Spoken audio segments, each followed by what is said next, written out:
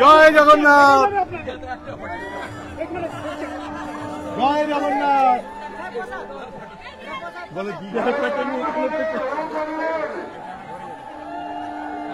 দেবের ওখানেও এই মহাপ্রভুর মন্দিরের শাখা রয়েছে এবং প্রভু শ্রী চৈতন্য দেব 3 বার রাত্রি যাপন করেছিলেন জলপথে পুরী যাওয়ার সময়। এখানে স্বাভাবিকভাবে এখানে রথযাত্রার আলাদা মাহাত্ম্য রয়েছে।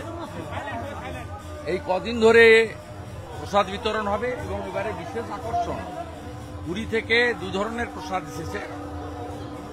একটা আপনার 2 রকমের প্রসাদ এসছে। প্রত্যেক দিন আগামী 5 দিন ধরে পুরীর প্রসাদ এখান থেকে ডিস্ট্রিবিউশন হবে, যার সূচনা আমি ইতিমধ্যে করলাম। ইতিমধ্যে প্রায় 4000 ভক্ত প্রসাদ নিয়েছে। এটা কয়েক লক্ষ মানুষকে 5 দিন ধরে যারাই উৎসবে আসবেন, ভগবানের দর্শনে আসবেন, তাদেরকে প্রসাদ দেওয়া। দাদা এবারে বিশেষ পুরী থেকে প্রসাদ নিয়ে আসা হলে দাদা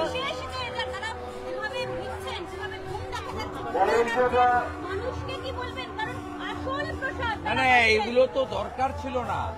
আমাদের তো হিন্দুদের রীতিনীতি রয়েছে, এটাকে দয়া করে, যেমন আজকে আমাদের সকলকে নিরামিষ খেতে হচ্ছে, পেঁয়াজ রসুন বর্জন করতে হচ্ছে, আমরা এইভাবে আরতি করতে পারি না। সেই জন্য দেখছেন ওখানে নারকেল ফাটেনি, এখানে 3টে নারকেলই ফেটে গেল।